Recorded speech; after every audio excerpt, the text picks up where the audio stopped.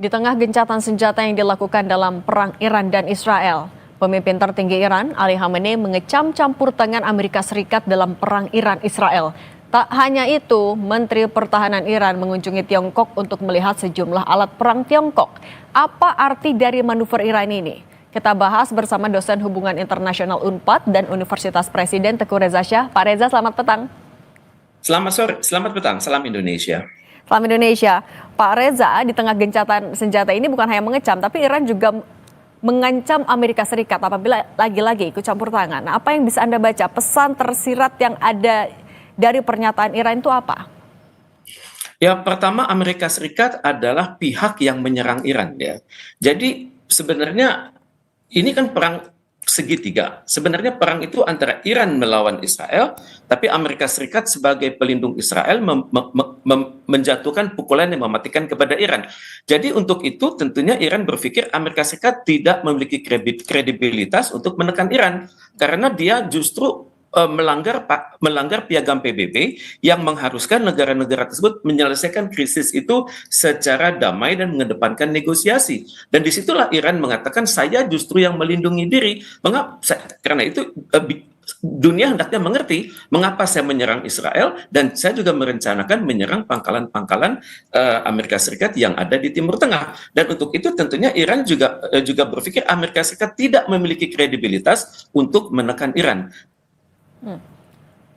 Menggantungkan harapannya kepada China karena China adalah negara yang hubungan perdagangannya sangat bagus dengan Iran. Misalnya Iran mengekspor 14,57% itu ke China, kemudian ke Irak. Kemudian bisa dimengerti kalau Israel juga tergantung kepada Amerika Serikat, yakni 17,36%.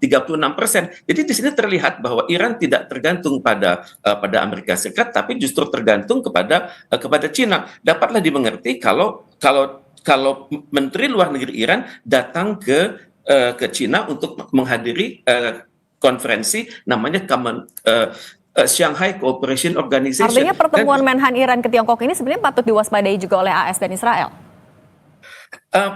Tampaknya ini adalah pesan yang Iran ingin kirimkan kepada Amerika Serikat dan Israel ya. Walaupun ini hanya sebatas menunjukkan interest, mungkin akan ada MOU, tapi kan untuk mendatangkan suatu produk itu kan memerlukan persyaratan panjang. Dan memang yang dikhawatirkan oleh Amerika Serikat dan Israel adalah kalau China menyetujui pembelian senjata dari Iran, maka itu kedatangannya tidak lama-lama, tidak perlu seperti di Amerika Serikat, konsultasi dulu dengan lembaga-lembaga legislatif, kemudian di kalangan pemerintah Amerika Serikat biasanya sendiri ada perbedaan persepsi, kemudian juga ada lama barang itu datang. Tapi kalau Cina sama juga dengan Rusia, apa yang dibeli oleh Iran itu bisa datang dengan relatif lebih cepat.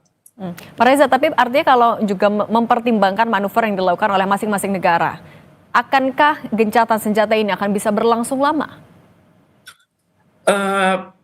Gencatan senjata ini dapat dikatakan itu sungsang dari awal ya, karena tidak dipikirkan secara sistematis. Amerika Serikat kan sangat ingin gencatan senjata itu cepat, karena ini merupakan pelarian dari konflik di dalam negeri yang saat ini sedang tinggi. Kalau kita perhatikan di media massa, itu aksi demo yang justru mendukung Palestina itu semakin banyak. Juga Amerika Serikat sedang tidak ramah dengan internal di dalam negerinya sendiri. Dengan Senat, Presiden Donald Trump sedang tidak akur, kemudian juga dengan Elon Musk juga tidak akur, kemudian dengan pimpinan Lembaga Intelijen Nasional juga tidak akur. Tampaknya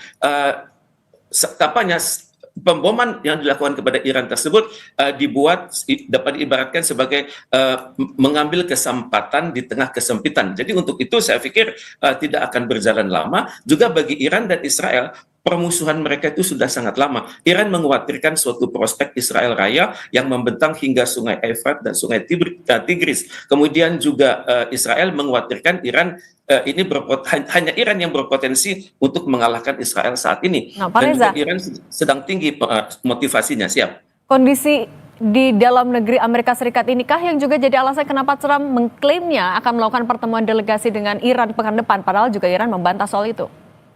Betul, tidak ada konsultasi antara Iran dan Amerika Serikat saat ini.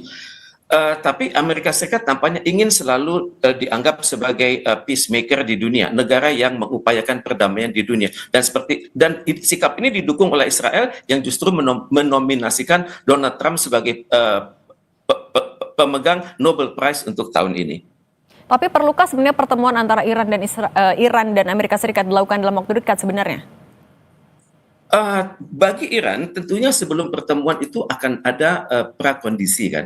Prakondisi itu antara lain Amerika Serikat dan Israel itu mengaku bahwa mereka lah yang menyebabkan krisis ini terjadi dan juga pengakuan bahwa Iran berhak mempertahankan dirinya sesuai pasal 51 dari Piagam PBB.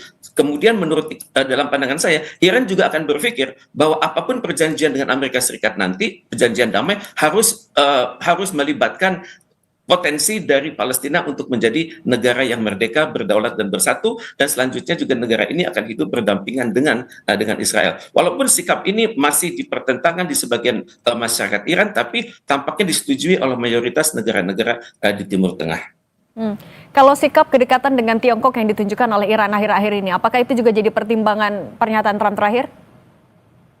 Ya, Trump wajib khawatir ya, karena Tiongkok ini merupakan negara termasuk negara yang memiliki nuklir bersama-sama dengan Inggris, Perancis, Amerika Serikat dan Rusia, dan juga Cina ini sangat vokal dalam upaya-upaya perdamaian dunia. Maka karena itu Amerika Serikat khawatir China berpotensi melibatkan negara-negara di Asia, Afrika dan Latin Amerika untuk mengelola sikap yang keras di Majelis Umum PBB. Seperti kita ketahui, ketergantungan negara-negara Asia, Afrika, Latin Amerika kepada Cina sudah semakin besar, apalagi Cina tidak tanggung-tanggung membiayai proyek infrastruktur dalam kerangka Belt and Road Initiative. Oke. Pak Teguh Reza Syah, dosen Hubungan Internasional UNPAD dan Universitas Presiden, terima kasih sudah berbagi di Kompas Petang. Sehat selalu, Pak. Terima kasih.